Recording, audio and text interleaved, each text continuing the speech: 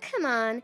That's why I didn't want to go back to my hometown for a visit, exclaimed my sister Sophia, slamming her hand on the table and standing up abruptly. I had never seen her so fiercely angry, her face so stern. It was almost scary enough to appear in a dream. This was a turning point in my life, a Christmas story I'll never forget. My name is Emma. Just the other day, my daughter Olivia asked me, "Mom, why are you so polite to telemarketers? It's just sales and they can't even see you." I'm 50 years old and found myself explaining to her, "Well, it's sales or not. It's important not to forget gratitude and consideration. That's the heart of being American." She replied with a, leaving me feeling a bit down. You'll understand once you're working in society. Today, I want to share a story from 15 years ago. Please listen to this. Back then, I was a go-getter working in a multinational company in the city. However, my life took a drastic turn with one phone call. My mom, Isabella, living in Atlanta, had broken her knee and was hospitalized. She raised my sister Sophia and me as a single mother. Now, both of us sisters were living in the city, and no one else was at our childhood home. Someone had to go back to Atlanta with Mom in the hospital. My sister, running her own law firm, was swamped with work she couldn't set aside.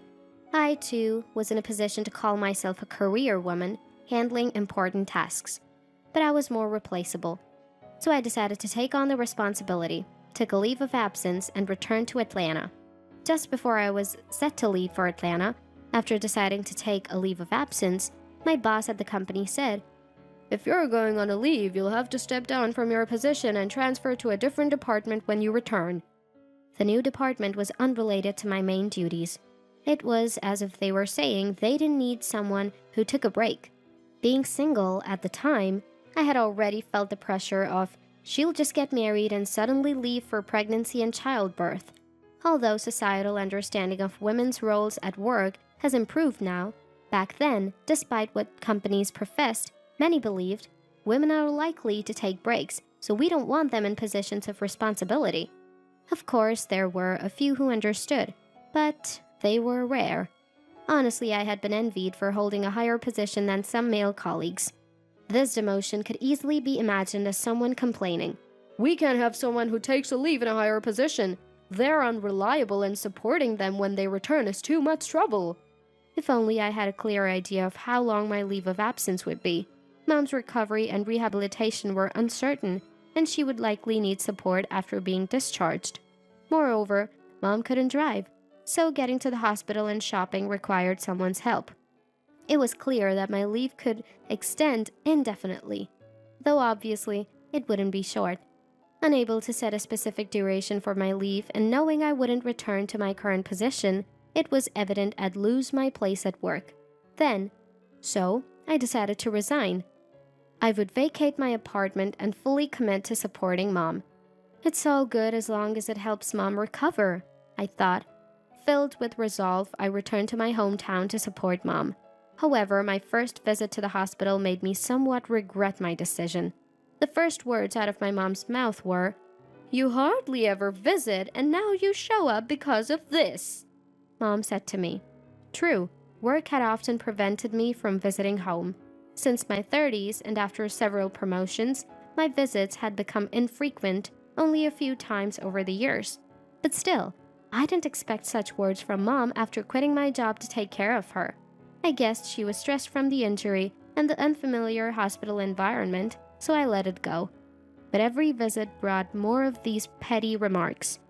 Once Mom was discharged, the minor jibes turned into outright verbal abuse. Mom, now dependent on a cane and struggling in our non-barrier-free house, required my assistance for nearly everything. The bathroom, bathing, even moving around. One time, while I was in the bathroom, I heard her calling. I rushed out only to be greeted with, "You're so slow, you slacker," as she threw a remote control at me. She just wanted coffee, it turned out. Honestly, I thought, all this anger over just that? But at that moment, I was there to assist Mom, who couldn't move freely and was probably suffering the most. I resolved to endure quietly and support her. However, Mom seemed to trample on my consideration as if crushing it underfoot and then jumping on it for good measure. She would frequently get angry over trivial things and throw whatever was close: remote controls, phones, hard objects. I felt like my reflexes had improved more than when I used to play dodgeball with friends as a child. I even joked to myself that I could probably dodge an arrow shot by William Tell now. The reasons for her anger were very unreasonable. "You're too slow. Your hands are too rough when assisting. You made a displeased face for a moment." Honestly, I wasn't doing any of that. I'm very careful when assisting Mom, as being too gentle means I can't support her properly due to her advanced age. To avoid being told I'm slow, I've started holding off on using the bathroom and now rush through my showers. The only thing I'm not sure about is whether I've made a displeased face. Given the stress of this lifestyle, it wouldn't be surprising if I had, but I try to maintain a smile, even when I'm sure I'm smiling. Mom has accused me of looking unhappy, so I think her criticisms are mostly imagined. Mom's verbal abuse eventually extended beyond my assistance. "You'll never get a job again, being such a slacker," she would say. "How long do you plan to stay in this house? Why did you quit your job? If you were working, we could have renovated the house to make it more comfortable for me." I hear these rants almost daily. To be honest, my sense of duty to Mom, who raised me, has significantly diminished. I didn't want to quit my job willingly. I tried to take a leave of absence, but it wasn't approved. I didn't want to resign. I still had so much I wanted to do. But for the sake of Mom, who single-handedly raised me as a woman, it seemed better to take ample time off if possible. That's how I convinced myself. Thinking back, my sister Sophia hasn't visited home much either. She hasn't even come to see Mom this time. Yet, here I am, having quit my job to return, and I'm the one being criticized. Mom always favored Sophia, who became a lawyer, especially considering Mom had always been criticized by relatives, saying, "How can she raise a child properly on her own?" Dad left Mom for another woman while she was pregnant with me. Their marriage wasn't well received by our family, and when they divorced, our grandmother berated Mom hysterically, saying, "I told you so." Furthermore, she forced Mom into an arranged marriage with a much older man, insisting, "You should remarry while you're still young. It's impossible to live alone." Mom, infuriated, refused, leading our grandmother and other relatives to try to prevent her from staying single. Eventually, Mom and our grandmother became estranged. Mom was determined to make us perfect daughters. If things didn't go her way, she'd scold us, a pattern since our childhood. Even if I scored perfectly on a test, she wouldn't praise me, but she would get angry if I did poorly. I often felt rebellious, thinking, did Mom score so high in her youth? My sister, however, was the model student Mom wanted. She became a lawyer, and as soon as she did, Mom contacted our estranged grandmother and relatives to brag about her. Of course, this led to resentment from our relatives. While I wasn't a poor student and had good grades, landing a decent job, Mom always compared me unfavorably to Sophia, treating me as an inferior because being a lawyer was more prestigious. Even though my sister Sophia was treated better and more kindly than me, without the throwing of objects or verbal abuse, it seemed like Mom had become accustomed to being catered to in every way by the nurses in the hospital. This created an expectation in her mind that everyone should be at her beck and call. Once, after hearing from an acquaintance that people can become mentally unwell after hospitalization, like Mom, I tried to take her to a psychiatrist. But of course, she resisted fiercely. Despite my persistence, the doctors found no issues. Really? There must be some diagnosis, right? I thought, but it turned out Mom's behavior wasn't due to any illness, just sheer stubbornness. It reached a point where I couldn't handle it anymore. "See, I told you I wasn't sick, accusing me of being ill." Mom's verbal abuse got even worse around the time I resigned and faced my first Christmas since leaving my job. This year, my sister joined us. "I'm coming home because I'm worried about the situation there," she said, and for the first time in a while, the three of us gathered. Naturally, there was no cheerful atmosphere during our lavish family dinner. Instead of a joyous family dinner, I ended up being treated like a servant, with Sophia as the guest of honor. The Christmas mood was completely absent, and I was busier than usual. "Emma, serve Sophia and me some wine," Mom commanded. But Mom, you shouldn't drink with your injury. What if you fall? I protested. How dare you talk back to me? Have you no kindness towards your injured mother? That's not what I meant. You're just leeching off of this house without working, she yelled. To call me a leech? I was shocked. Enough! I don't need a useless child in my house. I thought I could finally be proud of you, but now you're unemployed. Get out!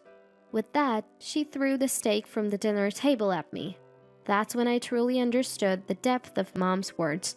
I had thought her pettiness and loneliness were the reasons for her behavior, but it was more than that. No matter how much I cared for her, Mom was cold because I didn't live up to her ideal. She wanted Sophia and me to remain as elite, dynamic professionals working in the city. What could I have done? Leave an injured mom uncared for by both daughters? Commute long distances to support Mom? Stay desperately in my job even knowing there'd be no place for me after returning? Was all this really necessary in my own life? A sense of relief washed over me, releasing all the tension I had held inside. Enough of this. All right then, goodbye forever, I exclaimed, glaring at Mom. At that moment, this is exactly why I didn't want to come home for a visit. Sophia slammed the table and stood up forcefully, said, What? Mom was dumbfounded. Sophia was always the calmest and most gentle person in our family, never seen in anger. It was hard to believe she was the one speaking, but her face showed she was barely holding back even more fury. That expression, it was indeed Sophia's words. You've been silently watching this whole time. What's going on? Making Emma do all the chores because Mom's leg is bad is one thing, but telling her to do the laundry, go shopping, and even remake your coffee because it's lukewarm? Emma hardly has any time to eat. I notice she's much thinner than before. Plus, calling her a leech and a failure? Don't you realize she quit her job she loved to come back and take care of you? Sophia let out all her complaints in one breath, struggling to catch it. Sophia, you're wrong. This girl took me to a psychiatrist suspecting me. She's a bad daughter. Mom defended herself. It's normal to think there might be a mental issue when you're yelled at for such irrational things every day. If you're upset, Mom, at least be reasonable with your demands. You're imposing your ideals too much on Emma. Sophia retorted. But I think quitting her job was unnecessary. Mom hesitated. Could you have managed alone, Mom? Even now, you hardly move by yourself. Well, no. Your leg is almost healed, isn't it? What? I was shocked by Sophia's revelation and Mom turned pale. I saw you walking a few steps without your cane when it rolled away earlier. You hurriedly screamed for Emma to fetch it for you. Sophia continued. That's not true. I didn't notice. Mom protested. I was too stunned to react. Seriously? Was all I could think. I hadn't realized it all. Such a shock. I felt like demanding my wasted months back from Mom. Knowing her leg was actually healed, my view of Mom shifted from someone to be cared for to someone despicable. Why are you so cold to Mom? Sophia was always a good daughter, my pride and joy. Mom accused. That's because you started demanding money as soon as I became a lawyer, Mom. Any kindness disappeared. Sophia replied. What? I was again surprised by Sophia's words. Mom was practically white by now. So, Emma wasn't affected. Mom has been asking me for money ever since I became a lawyer, since it's hard to live alone. Sophia revealed. Is that why you rarely come home? I asked. Partly. I just didn't like Mom anymore. Found her bothersome. Sophia answered without hesitation. What? Sophia, how could you say you hate me? Mom cried. Huh? Who's worse here? You only love my money. Sophia shot back. No, that's not true. Mom weakly protested. What's different? I know, Mom. You've been asking me for money because you're spending it at the casino. That's also why you got injured. Sophia accused. What? Sophia? What do you mean? I was struggling to keep up with the revelations. When Mom was first hospitalized, I was the one who got the call, right? Sophia asked. Yes. They said Mom fell at the casino and hurt her knee. What? Let me make it clearer. The money you took from me was spent at the casino, and that's why you couldn't afford your living expenses. Your injury was also at the casino. Mom's a full-blown gambling addict." Wow, Mom shrank under our uncomfortable stares. It seemed to be the truth. The last time I spoke with Mom, I told her I wouldn't give her any more money. So she probably hoped to rely on you, Emma. But when you quit your job, her plan fell through, Sophia said. "That wasn't my intention." Mom's eyes slowly filled with tears at her words. So basically, Mom wanted me to stay the daughter who works at a good company and provides her money, someone she wouldn't be embarrassed about in front of her relatives. When I quit, she thought she didn't need such a daughter anymore, I retorted, glaring at Mom, who averted her eyes, looking uncomfortable. So, after Sophia refused, you turned to me. "Aren't you underestimating your daughters too much?" I continued. "Be quiet. I raised you too well, so what's wrong with a little gambling in my later years?" Mom snapped back. "A little is fine, but gambling to the point of borrowing money from others is not. We turned out fine, but you're just getting worse." Sophia laughed at my words. "Really unpleasant children, both of you, since always," Mom exclaimed. "Maybe we take after you, Mom? Or maybe we should be nice daughters even after being treated like idiots. We're not that optimistic," I replied. "That's true." Sophia nodded in agreement. "You should be thankful that such sensible daughters came from you, Mom." "I've had enough. I disown you," Mom shouted. "Really? I'm so happy," I exclaimed, reaching for a high five with Sophia. "This is a great offer. I won't have to support Mom and get scolded, and I can look for a job. And if you're in trouble, don't involve us anymore," I said. "What?" Mom panicked at my words. "What's that reaction? You're the one who said disown. If you're in trouble, don't disown people," I pointed out. "But we're family. We should support each other," Mom tried to argue. "But if we're disowned, the family bond is broken, right? You said disown, Mom. And about supporting each other, it's been only us doing the supporting," I replied. "Fine, I was wrong. I take it back. I can't be in this house alone. Sophia, you'll stay, right?" Mom pleaded. "No, I won't," Sophia firmly rejected. "When poverty comes through the door, love flies out the window. I don't want to lend money to Mom anymore, and I am disowning her. Too much trouble dealing with a gambling addict." "True to your elite lawyer reputation, you've seen a lot," I said. "Maybe it's an occupational hazard." Sophia laughed at my comment. Our unexpected reunion turned out to be quite dramatic, but our sisterly bond seemed as strong as ever. "You don't have a house if you leave here, right? You want to leave today, don't you?" "I can't just contract a house immediately. Maybe I'll go to a hotel." "Come to my place," Sophia offered. "Really? Are you sure, Sophia? Are there sisters who hate living together?" "Well, probably." "Which is it?" "But I don't. It'll be fun. Let's enjoy our single lives together." We continued chatting and laughing when Mom, trembling, approached us. "Please don't take what I said seriously. Can't you reconsider?" Mom begged with teary eyes, but with one word, we both responded. "No." It was probably the first and last time my sister and I spoke with such unified strength. After that, I immediately left home and stayed with my sister, parasitically, until I found a job. My sister said, "I probably made you suffer a lot at home. I'm sorry for leaving everything to you." She didn't even ask for rent. Feeling a bit guilty, I took care of household chores. I didn't want to become a parasite Mom accused me of being. After a modest life with my sister for a while, I found a job and started living independently again. It felt like regaining my normal life. As for Mom, she sent several letters begging for support, but neither my sister nor I responded. We both had reasons enough to give up on her. It was Mom's fault.